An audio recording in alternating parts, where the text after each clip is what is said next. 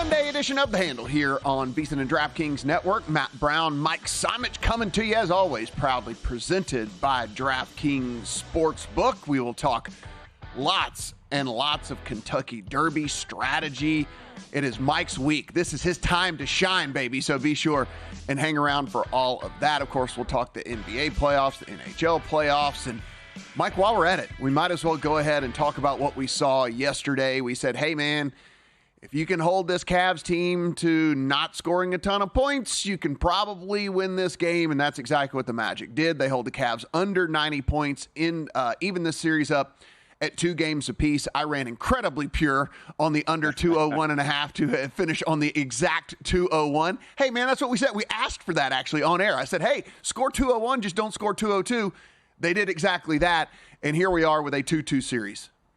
Yeah, ask and you shall receive, Matt. I thought this Orlando team played very well. We talked about a younger team heading in, getting to play at home. We saw 2 very good Magic performances there. The second half specifically, that Magic defense just absolutely suffocating. Only saw 10 points in the third quarter from Cleveland. That's when they really opened it up. The question's going to be, how can they play on the road? Are they going to be able to bring this defensive intensity on the road? We saw them play good defense in Game 1 and Game 2, but offensively, they couldn't hit anything. So are we going to get the offensive performance from the Magic they need to win? We've seen them be able to score over 100 points twice in this series now. Cleveland yet to get to the century mark. It's all about whether or not this Magic offense can show up in Cleveland now. Yeah, lots of variance, from 3-point as it is anyway in the NBA. But whenever we're kind of breaking this thing down, all you got to do, you look at the Cavs, you scroll down, you see 4 of 17 for 23%. And when you get the 23% from 3, Mike, that's where we get, this big win there for the Magic. But to be fair in all of this, we have seen a Magic team that even in their losses, we're not giving up even triple digits. So, we are getting, while it's not maybe the exact defensive performance that we thought we were going to get from the Magic, you and I, when we were handicapping this series, thought maybe it would be a little bit more lockdown, a little bit more smothering. It did kind of take, again, some bad variance here, but we've still seen them hold this Cavs team under 100 points in all 4 games. We have, and that's going to be the key, right? I still believe in this Magic team. I think they can go on the road, take 1 from Cleveland. I don't think Cleveland can win in Orlando. So you got to think that the Magic are able to win Game 6. The big question for them, are they going to be able to get it done in Cleveland? Can they win Game 5 or Game 7 there as a young team going on the road? I sure hope so. Plus 165 in the series, looking live again. Right now we're plus 145 with the live series line. The Cavs minus 175. To me, this one's probably going 7, right, Matt? Like, it feels like the Cavs win 5, the Magic win 6, and then we see what happens in Game 7. It's kind of the only series that really feels like a 7-game type series so far, with all this. Thunder are well on their way to a sweep with this Pelicans team that's completely outgunned. 106-85 is the final in that one. And, Mike, as we sit here and, we talked about it, if you don't shoot 54% from 3, then you probably aren't going to be able to hang with this Celtics team, and that's exactly what happened. 104-84, Celtics get it done by 20. Yeah, just slight regression there in the 3-point shooting from the Heat in Game 3. What we expected, right? The Celtics win by 20. They didn't play very well. They didn't shoot the ball great from 3 either, but able to just absolutely blow out the Heat here in the second quarter, take control of the game, and never really look back. Easy under here as well. Total getting to 188. This one closed right around 204.5. We actually saw over money toward the total before this game. To me, this is an under series. If we get over 200 again, I'm going to be playing the under again in Game 4. The Magic series, we're seeing that unders hit there as well. You mentioned under the 201 total. I'm really interested to see what happens in the later part of that series and how low that total goes. But yeah, Celtics, solid performance here. Hopefully we can just get this done in 5. No more losses in this round for the Celtics. And I take it back. I was wrong. I will admit, when I am wrong on this program, Mike, I thought that the Lakers already got their stuff ready to go to Cancun. They had the penthouses rented. They got the boats. They were ready to go out and do all that. Not yet. 119-108. So they do extend the series. It's inevitable that they will, in fact, lose this series. That being said, they do get the win at home, and we're going to see another game in this one. Yeah, sure feels like this one's going to be over in 5. Going back to Denver, it's a tall task to ask the Lakers to win there, although they played very well in Game 1 and Game 2. Gave Denver everything they wanted in both of those. We'll see if they're able to extend it to 6, but it does just feel inevitable. Denver's going to go through here. I was impressed with the Lakers' performance. I thought they were going to turtle up last night, and they played very good basketball. They showed some heart. The always amazing Charles Barkley, speaking on the Pelicans, he said, I'm not even going to give them 1, 2, 3. Cancun. He's like, I'm going to send them to Galveston. He's like, he's like, they play so bad, they don't even get to go to Cancun. If they want to go to the beach, they got to go to Galveston and take in the, I can't repeat what he said about the sand and all the stuff that was there, but yes, it was absolutely amazing. Over on the hockey side of things, took two overtimes, but we do not get a sweep from the Hurricanes. Islanders extend that series. Lightning extend the series with the Panthers as well, and then nobody wants to win at home in this Stars VGK. That goes into overtime. Stars get it done there as well. Yeah, two good performances from the Islanders and Lightning with their backs against the wall. Thought both of those teams played very well. This Dallas-Vegas series is just wild. Yesterday, I don't think I've ever seen a playoff game where the expected goals total was so lopsided for a single team. Dallas won the expected goals in that game 5.5 to 1.7. Logan Thomas is playing phenomenal in goal here for Vegas this entire series. Dallas actually won all three games via expected goals, but lost both the two at home. Able to finally get it done here in overtime, but they absolutely dominated the Vegas Golden Knights last night. That could have been a 4 or 5 goal game if not for Vegas's goalie. Yeah, the goal that was the winner there, I'm sure you guys on the East Coast didn't see it. It was late. It was late for us over here on the West Coast, but it was pretty awesome. Kind of sat there and deked the goalie, had the goalie drop down to his knees. And once he did that, just kind of flicked it up over his shoulder. Very low percentage of going in, but it did go in, and they do win there in overtime each and every day, though. We do have 5 things that we are very excited about betting today. All right, classic.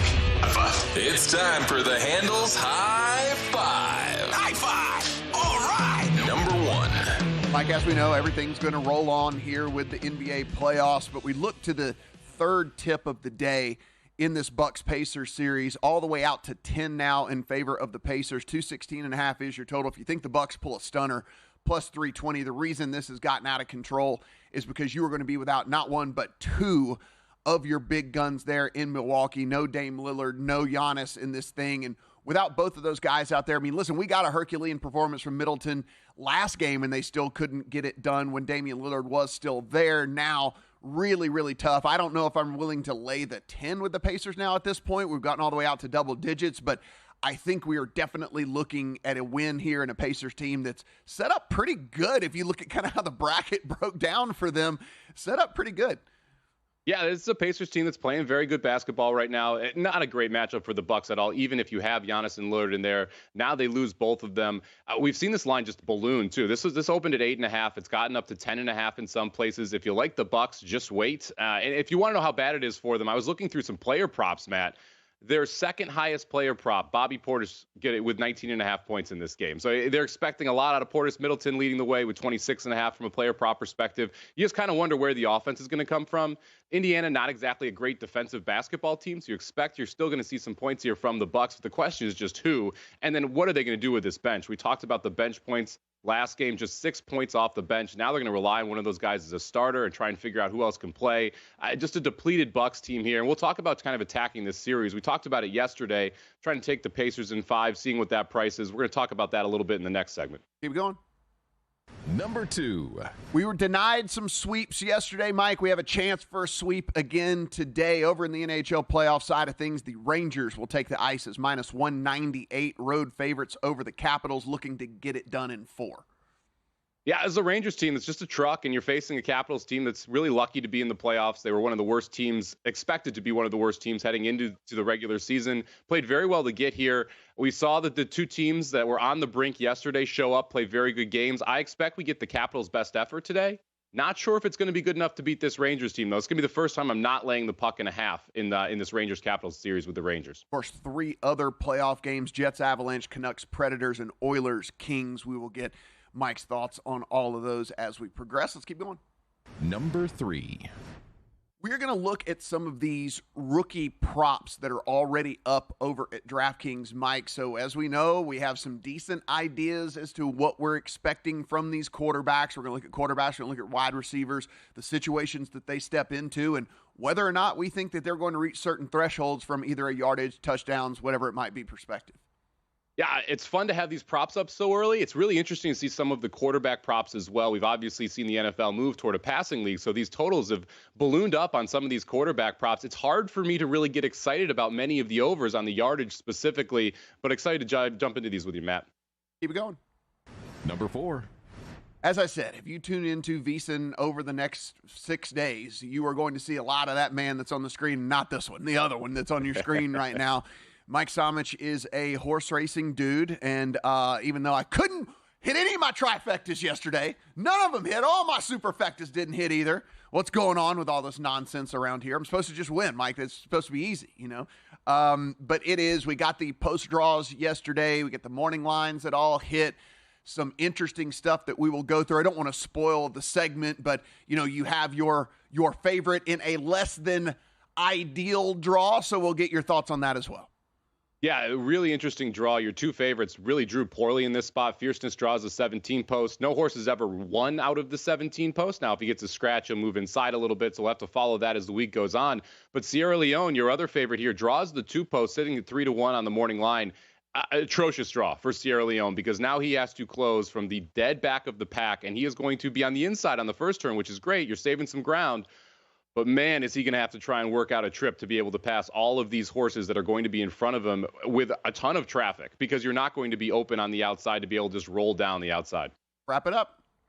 Number 5. We'll talk about this a little bit more. It's already in you have a bet on this one in your account. But the Royals and the Tigers, this is Michael Wacha going against Tariq Skubal.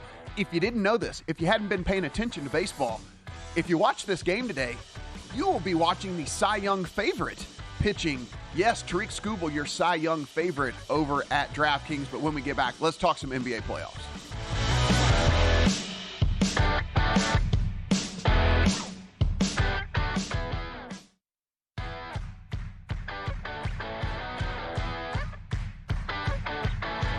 This is The Handle with Matt Brown and Mike Samich on VSiN, the Sports Betting Network.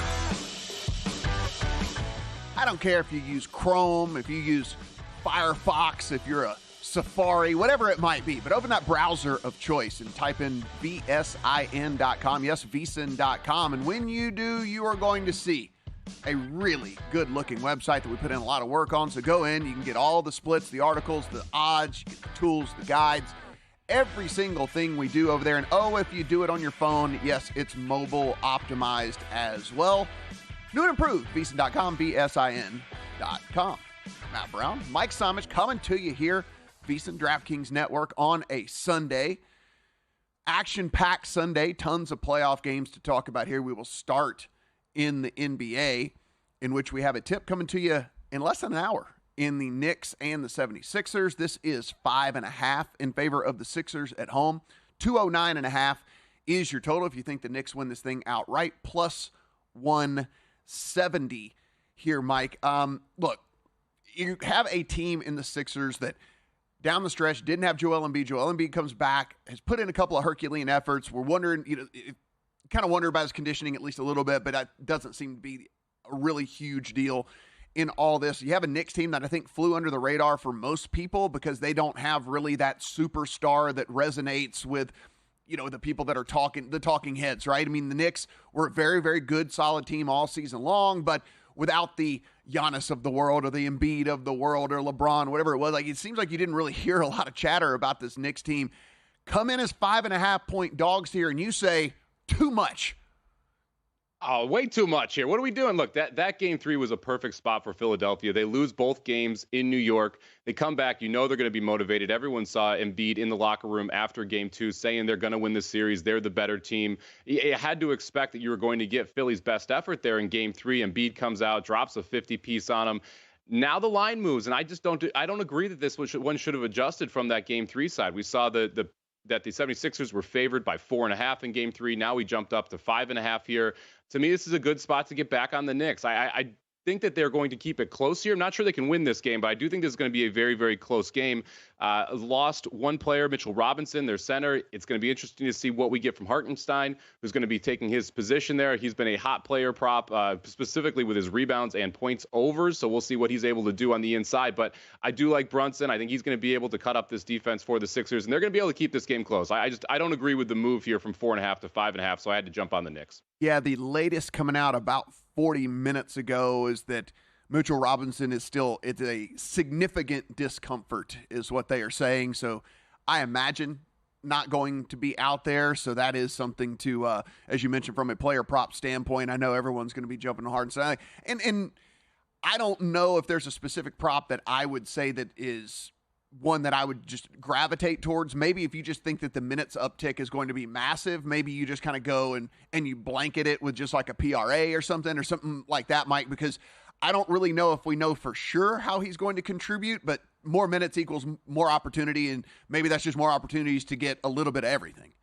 Yeah, this is a usage play, right? I mean, you talk about it in fantasy football. If someone goes down, you expect wide receiver 3 to step up, get more targets. Well, that's exactly what we're expecting from Hartenstein today. Right now, his points and rebounds is at 16.5. If I was going to play a specific prop, I'd play points and rebounds over 16.5 here, sitting at 7.5 on the rebound total. I like that one a little bit as well, but I do think you're going to see some usage on the offensive side. So I think the points and rebounds is the way to attack it. Yeah, I think if you look at that, I think that's, like I said, like, I don't know if it's going to equal a lot more points or a lot more rebounds, or I'd rather just kind of split it between that and just think that the extra minutes is going to equal extra stuff. And we don't have to necessarily pinpoint what that stuff is going to be in all that one. Our second tip of the day, Clippers and the Mavericks. Mavericks are 6-point home favorites in this one. 209 is your total. If you think the Clippers win it outright, plus 190. Man, you look, this Clippers team, that last game there, Mike, you had what looked like maybe an opportunity. Luka leaves the game for just a second. He's holding his knee, and everyone's like, oh, no, not Luka. It's all going downhill. Here's the opportunity for the Clippers. Instead, he comes back in, plays well. Kyrie, great as well. And it was never really as close, I think, as the scoreboard said in all of that one. And here we are with the Mavs at home as 6-point favorites.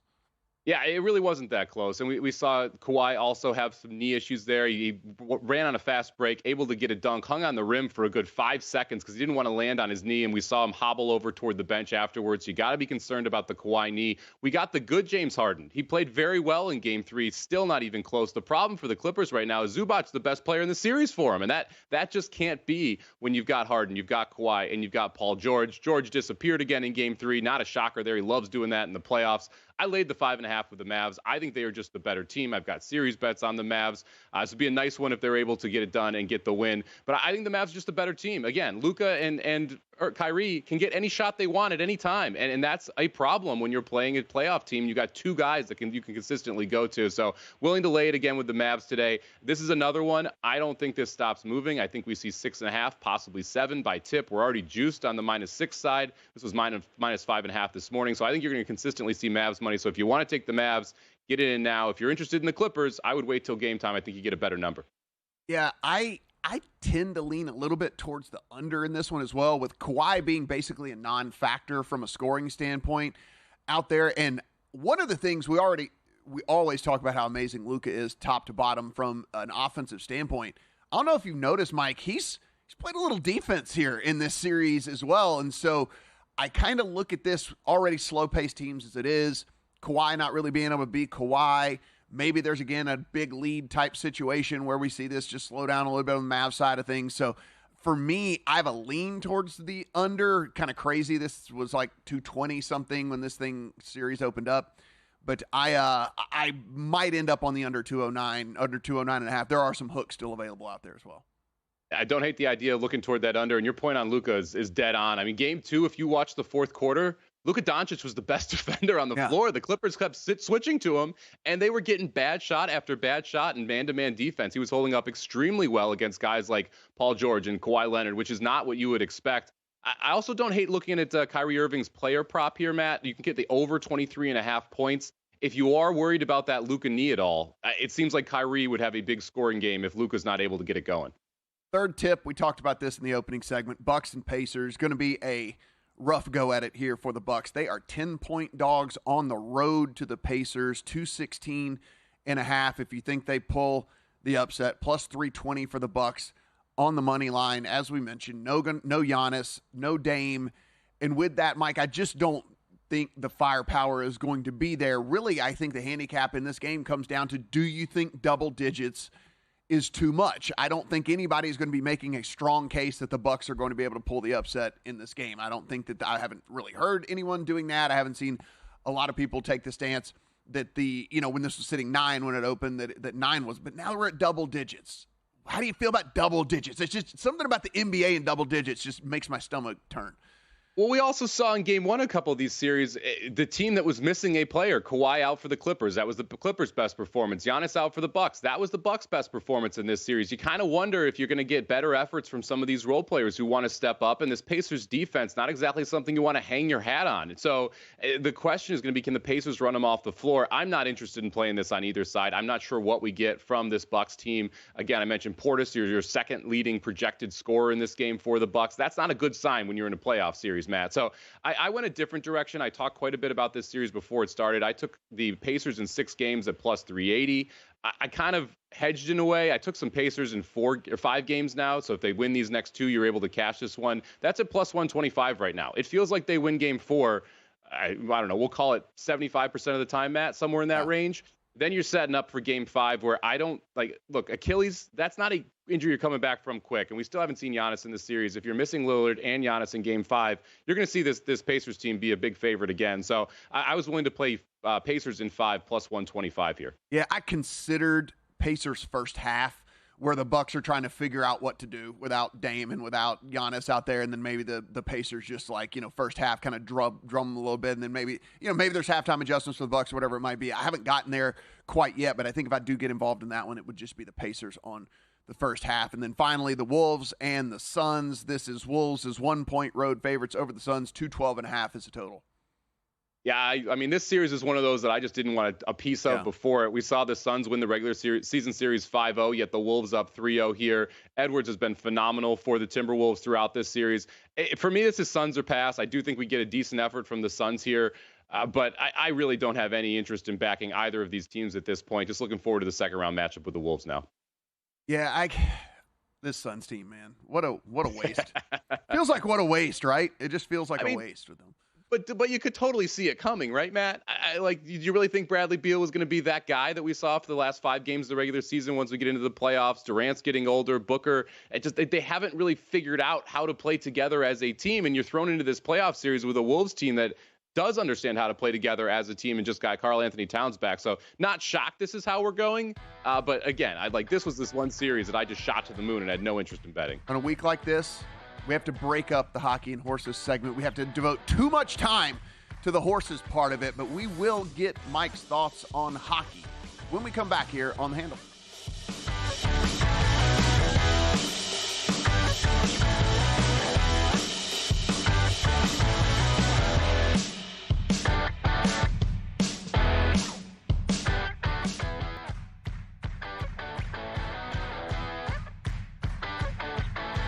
This is The Handle with Matt Brown and Mike Summich on VSiN, the Sports Betting Network. Sunday edition of The Handle here on VSiN, DraftKings Network. Matt Brown, Mike Summich coming to you. And, typically we have this whole thing mapped out, Mike, where you are able to go in and you're able to, enjoy a whole segment just to yourself. It's nothing but you. It's nothing but Mike Summich. But instead, we're going to break things up here because you're going to get basically 2 segments to yourself, because we're going to talk a lot of horses today. It's Kentucky Derby just a week away, but NHL playoffs roll on, and we are going to get your thoughts. Yeah, we got 4 big games today. Going to be an interesting day as well. We're going to talk about some of the key ones. We got a monster game for our Predators, Matt. We've talked about them for weeks on weeks on weeks. They need to win today. They're down 2-1. Gotta defend home ice. But we're going to start here with the Edmonton Oilers and the Los Angeles Kings. The Oilers looked like the team everyone has talked about in Game 3. They came out. They were able to dominate the Kings.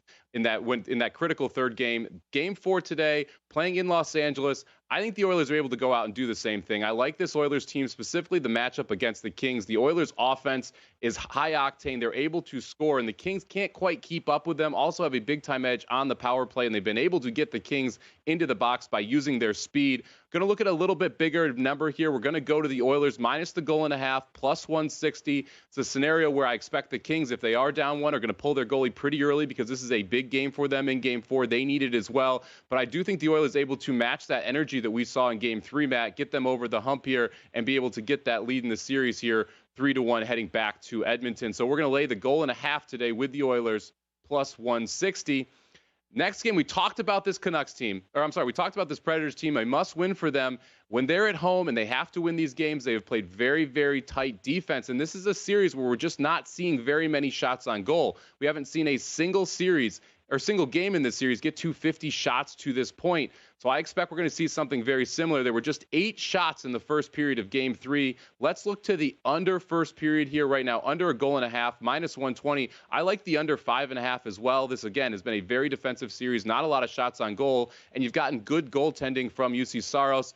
I think this is one where the Predators probably get the win, but I like the under first period a little bit more at the goal and a half, Matt.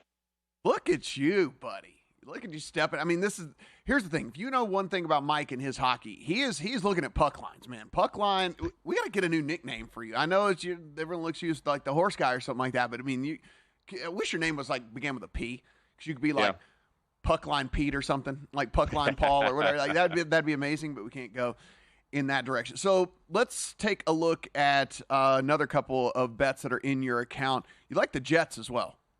Yeah, I do like the Jets today. And this is just a price play for me. I do think the Avalanche should be favored, but this number's gotten a little bit out of line. Right now, Jets plus 135 in this game. Up to 140 over at DraftKings now, actually. There we go. Even better number then. Let's jump in at plus 140, Matt. But it's a situation where we've seen the Jets been able to score against this Colorado team. They were playing very well in Game 3, had control of that game midway through the second, and then we saw an onslaught of goals from the Avalanche.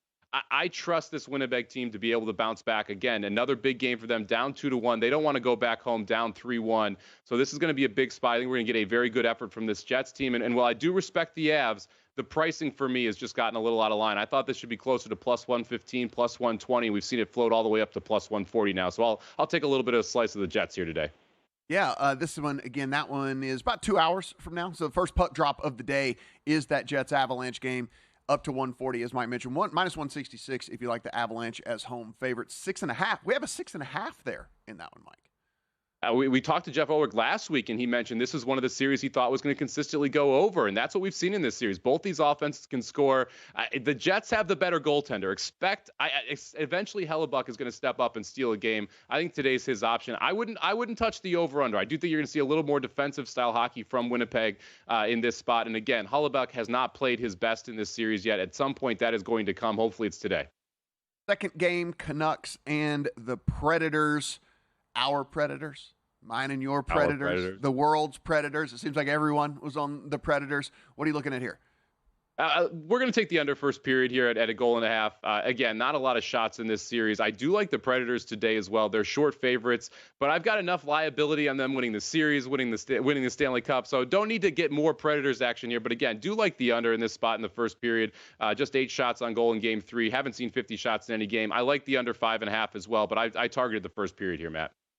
Woj comes through with Mitchell Robinson warming up with the intentions of playing, only to follow that up with now Robinson is officially out. So now that is taken care of. I guess he wanted to give it a go. Mike, no, not going to happen. So Mitchell Robinson officially out there for the Knicks. Gotta get your Hartenstein props going. Yeah, seriously, they're about to rock it. By the way, like this, yeah. So you better get in now because once people wait till it's officially official. You know, That's what they do. When they wait till it's officially official. Now it's officially official, it's going to go crazy. All right, over in Major League Baseball, you and I both have some couple plays here. Looking at the Royals and the Tigers, and like I said, guys, if you tune into this game, I bet you didn't know that you would be watching the Cy Young favorite take the hill for the Tigers, but that's exactly what we have right now. Ahead of Corbin Burns is Scooble there, Mike. What do you like in that one? Yeah, Scuba, one of the most touted pitching prospects in the minors last year. We saw him come up later in the season. Now he's pitching extremely well for this Detroit team that's been very hot. But on the other side, we've gotten good pitching performances from the Royals as well. And if there's one knock on the Royals, the offense doesn't always hit the ball. You need a lot of performances there. I think they're going to get shut down, especially early in this game. And this is the Tigers offense that just doesn't scare me. So let's look at the under first 5 here, Matt. You can get under 4 for the first 5 innings. I don't see a lot of offense early against these two starters, so I'm looking toward the under early. Second game in here, you're going to go ahead and back the juggernaut that is the Dodgers. Yeah, I'm surprised we're getting plus 100 today. Basically a pick 'em here with the Dodgers, who are the best team in baseball. We talked about this last week. They were struggling early. You were asking what's going on with the Dodgers. Well, they've been phenomenal since. They were great last night. I think they're able to continue and get the job done here. This Blue Jays offense still isn't hitting. We've been talking about this for what it feels like 3 weeks now. You're still not seeing Bichette. You're still not seeing Guerrero be able to get those bats going. And when you look at the other side, the Dodgers absolutely humming on the offensive side. The pitching matchup favors Toronto a little bit, but I am still willing to take the Dodgers here because we're getting that nice price. So I took the Dodgers plus 100 this morning, Matt. Yeah, pretty interesting here because Michael Grove is fine for the Dodgers. Of course, he's not one of your household names, but I think because it's Gausman that's why you're getting a little bit of a discount here on the Dodgers. But at the end of the day, like, Kevin Gausman is up and down. Yes, he very well could go out there, and if it's a good Gausman day, have 9 Ks and whatever. But there are times where that splitter just isn't working properly, Mike, and he gets batted around a little bit. And so, yeah, I think you're getting a discount here strictly because of the peak performances that you get from Kevin Gausman, not necessarily the floor performances you get. And if he has a floor performance against his Dodgers lineup, it could get bad quick.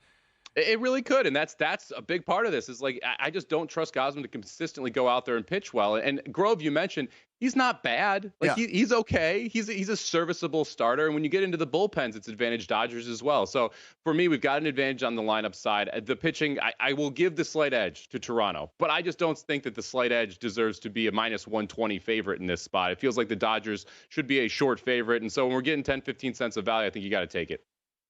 I took the Rays at minus 142. It's a better price now at minus 135 if you want them. They are on the road at the White Sox. It is a total of 8 in this one, Mike. If you take a look, Eric Fetty is the one lone bright spot for the White Sox on this entire season, right? He was terrible in the majors for the first 5 seasons he was in the league. He went over to the KBO last year and went 20-6 with a 2 ERA and a sub-1 whip. So he found something over in the KBO and came back over here, and so far so good. He's actually pitched to a 335 xFIP, a 338 Sierra so far this season. So Fetty has actually been pretty good. But if you look at the underlying stats, and we talked about this when we were doing our Major League Baseball preview of how you can take a look at some of these advanced statistics, and we're trying to predict future outcomes, not what has already happened so far. And he's got a 27.3% K rate through 5 starts, which, as anyone that follows this, that's an astronomical K rate. It's a really, really high K rate. But his swinging strikes are only 8.3%. And if you go by the rule of thumb of swinging strikes and K rate, you typically get a K rate of about double, a little bit more than double what your swinging strikes rate is. So he is really, really outperforming what is typical in baseball. Now, could it just be some sort of weird outlier for him? Sure, it could be, but I'm going to go with what typically happens here, where his K rate should be closer at about 16, 17% than up there at that 27%. So I think that we could be getting some regression here coming from Fetty. And then Zach Littell, who's going for the Rays, actually been good so far this season as well. 333 xFIP, 338 Sierra with him. He's been a bit unlucky. So even with all of the stats and stuff that he's done so far, he's got a 367 BABIP against him, which is batting average balls in play. That is typically way lower. 367 is really high. So he's been unlucky that when the guys hit the ball, it's just finding holes and stuff like that. He doesn't walk a lot of guys, 4% walk rate. So he's not going to put yourself in trouble. He's not going to put himself in trouble there as well. So I think we're getting a discount on the Rays just because Fetty has been so good, but it's still the White Sox. It's still a horrible lineup. It's still a horrible team. And I think there's some regression might be coming there. So I'm going to take the Rays there on the road. I like this play quite a bit. I actually might put this one in my account after the explanation there. On top of that, the White Sox were 3-22 coming into this series. They're now 5-22. They won the first 2 games. Don't expect the White Sox to sweep the Rays here either. Yeah, so I'm gonna hope that the regression does set in. We talked about those rookie quarterback props that are already up over at DraftKings. We're gonna run through those when we come back here on The Handle.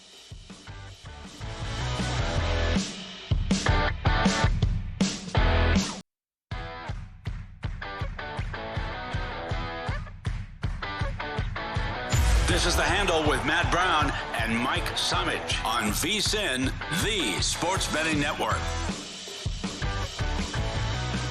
If you don't have a DraftKings Sportsbook account yet, boy, we have an offer for you. Go in, download the DraftKings Sportsbook app. When you head in to make that deposit, use the promo code VSiN, VSiN, and when you do, we're going to give you $200 instantly in bonus bets when you bet just $5. Go in. Again, when you make that deposit, use the promo code VSiN, VSiN. You're going to bet $5, and with that, we're going to give you $200 instantly in bonus bets. DraftKings Sportsbook, the crown is yours. Matt Brown, Mike Summich, coming to you here on a Sunday. Got some baseball bets in our account. Got some NBA bets in our account. Got some NHL bets in our account. Are we about to get some football bets in our account? I don't know. It's a long time. It's a long time until these would cash, but they're fun to talk through. They are fun to talk through. You're not getting any big time plus money prices, so you have to really love one of these if you want to put it in this early. I'm also interested to see how much movement we're going to see in some of these player props. I think specifically Caleb Williams, we will see some movement toward the over before the season, but not sure how much movement we're going to see with these other three quarterbacks. So you go into DraftKings Sportsbook. They have over-under on passing yardage. Caleb Williams listed at 3,500 and a half. Mike, he is the presumed day one starter for the Bears, so that is at least got to be factored in all of this. Do you believe that these people, and we'll talk about Jaden Daniels and J.J. McCarthy and Bo Nix as well, are at least going to be day one starters? That has to start your handicap, and I believe for sure that Caleb Williams is going to be day one starter there for the Bears. So what are we looking at from 3,500 and a half yards? There were 16 quarterbacks that got to this number last year in the NFL. Now, remember, there was an incredible amount of injuries last year. So that's why when you say only 16, I mean, quarterback was just, what do we have, 50-something different quarterbacks that started last year. So it was insane. So, yes, only 16 got there. That being said, the magic number is basically 15 starts. There were only 3 quarterbacks that had at least 15 starts that didn't clear the 3,500 and a half passing yards. Can you tell me those 3 quarterbacks? One's a given. The other 2 are interesting. 15 starts, didn't clear the number. Man, let's see. Bryce Young. Bryce Young would be the one that's the given, right? Bryce Young's the given. Russell Wilson and, makes sense. And Gardner Minshew. That's a little surprising. Yeah. So Gardner Minshew, and honestly, Gardner was 14 starts and change because he came in early in that game in which Richardson got hurt, but we kind of just lump him in here as well. So only 3 quarterbacks that had at least 15 starts didn't make it to 3,500 and a half. Bryce Young, Russell Wilson, Gardner Minshew. So basically, could we look at this, Mike, and just say, if you think Caleb Williams makes 15 starts, then you're probably looking at an over. I do think that's a reasonable way to look at this handicap, because if you look at the weapons that the Bears have, they're going to be a pass-heavy offense this year. Better than the Panthers, for sure. Well, definitely better than the Panthers. I decided to draft Rome Odunze. You've got to feel like Caleb Williams is going to want to sling it. You don't have to worry about him taking off too much. He is able to run, but I expect they're going to try and keep him in the pocket as much as possible there in Chicago. It really does come down to injury, right? Do you expect that he is going to be able to get enough games to get to this total? Man, I would lean under, just because we saw him get injured both of the last 2 seasons at USC. Now, they were not, they were both muscle injuries. So you saw a calf problem 2 years ago. I would lean toward the under here, Matt, just because I'm not sure he's able to stay healthy throughout the full season. I'm not betting the over. I'm telling you that, just because I have no interest in tying it up at the -110 number for something that I don't think you have a massive edge in. Yeah, and if you're looking at just it wasn't like arbitrary that I looked at 15. It was kind of, you start to see the trend here. And so even guys that were heading in the right direction but didn't quite get this. So like Justin Herbert, for example, finished the season with 3,134. He only made 13 starts, Mike. He broke his finger in the first half of that 13th start. So 12 and a half-ish games there for Justin Herbert, in which he had 31-34. He easily gets over 3,500 if he plays the 15 games. So it's kind of like that's the threshold, right? If you get to 15 games, you are going to get over 3,500 passing yards, really no matter what kind of the offense or the team is. Outside of those 3 teams, which Bryce Young in that Panther squad was just, the offense was completely broken. Russell Wilson in that Denver squad was absolutely completely broken. And I'm with you. Like, I don't think that the Bears are going to be completely broken. I actually really don't think that. And we always want to bet unders in these season-long props because injuries just happen in football. But you do start to look at some of these other guys, like Jaden Daniels now steps in. His is even lower. Matter of fact, 250 yards lower at 32.50.5. And I just ran through all the stats right there, Mike. Again, Justin Herbert nearly got to this number in only 12.5 games. You look at those weapons. Jaden Daniels has weapons. I mean, they drafted a tight end for him where he already had McLaurin and Dotson in there. I look at that number, and it's even a little bit more palatable than even the Caleb Williams number.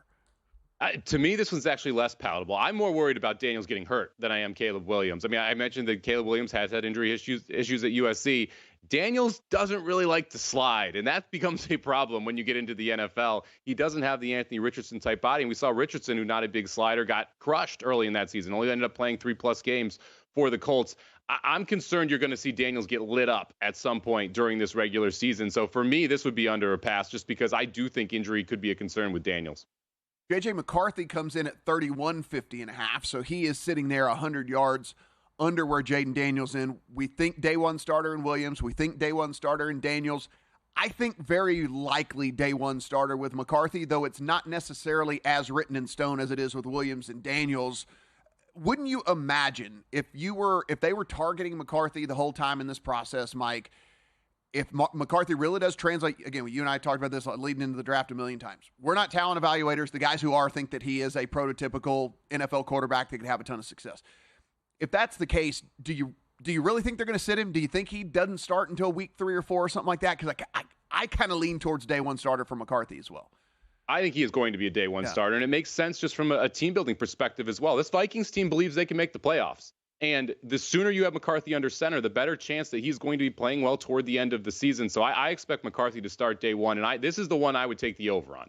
I do think that this is a good Minnesota offense. You've got Jefferson, you've got Addison, 2 very good wide receivers, got Hockenson down the middle at the tight end position. They should be able to consistently move the football. And McCarthy, not nearly as injury at risk to me as the first 2 guys that we talked about. I think he's probably able to play a full season behind that offensive line. And if that's the case, looking at 3,150.5 yards, I think the over is the look here with McCarthy. Yeah, so now we eliminate one of the guys that we talked about earlier because Minshew did clear this threshold. He got to 3,305 yards. So really then at that point, only 2 quarterbacks that made at least 15 appearances weren't able to get to a 3,150. That was the Russell Wilson and Bryce Young. Now we get to Bo Nix, where he's sitting at 3,000.5 yards, so a full 150 yards under J.J. McCarthy.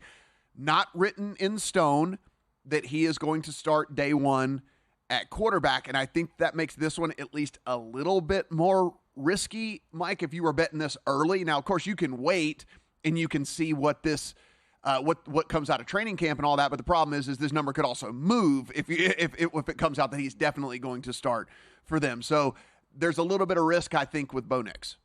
There's definitely some risk with Bo Nix, but it kind of feels like baked in. He's in by week 3 with this number, right? I mean, that's how you're going to get to around 3,000 passing yards if you're Bo Nix. This is one where I would tend to take the under. The weapons around him are not nearly as good as the 3 quarterbacks we mentioned before him. Stidham's there. He feels like the starter here that you want to groom Bo Nix. And the other thing, this Broncos team's not competing for anything. They're not going to be very good. So there's no reason to rush him out onto the field, even if you're 0-3, 0-4, because you're not winning the division. You're not a team that's in playoff contention. So I would expect Bo Nix not to see the field nearly as early as these other guys. And I wouldn't be shocked if it's like week 6 or 7 till we see Bo Nix. And if that's the case, it's going to be hard to get to 3,000 yards. Yeah, that's the difference between Williams, Daniels, and McCarthy is I do, at least in the back of my mind, think there's a chance he doesn't start from day one. You mentioned Stidham's being there. They traded for Zach Wilson, whatever that means. Who knows? But if we believe that Sean Payton is the coach that everyone says that he is there any reason to believe that maybe he could find something in Zach Wilson? I don't know, but I do think that it's a non-zero chance that Nix doesn't start in week 1. Now, if we think that he does, then now that also throws Russell Wilson out of the equation because he did eclipse the 3,000.5 yards. So really it would only be one quarterback in the NFL that had 15 appearances last year, Mike, that didn't make it. That was Bryce Young. So even if Bo Nix isn't good and doesn't have a good it's like if he plays in 15 games, he's going to get there, right? So it all comes down to kind of that 15 game threshold for a lot of these guys. I just don't know. Like you said, I mean, even if he starts week 4, then then it gets dicey. It gets very dicey very quickly, and that's without even considering him getting injured at any point during the season as well or missing a game. To me, McCarthy, the most likely to play 15 games on this list, then Williams, then Daniels, and Knicks would be last. And that's one of the main reasons I wouldn't touch that number toward the over. If anything, I'd be on the under on Knicks. Yeah, my very, very favorite over is McCarthy. If you just look at the weapons around that he has, yes, they have to stay healthy as well, but there's multiple guys. It's not just Jefferson. He does have Addison there as well. I think that there's a lot to like about that McCarthy number. Again, as long as he can make it to that threshold, I think that he gets there for sure. When we come back, good news or bad news?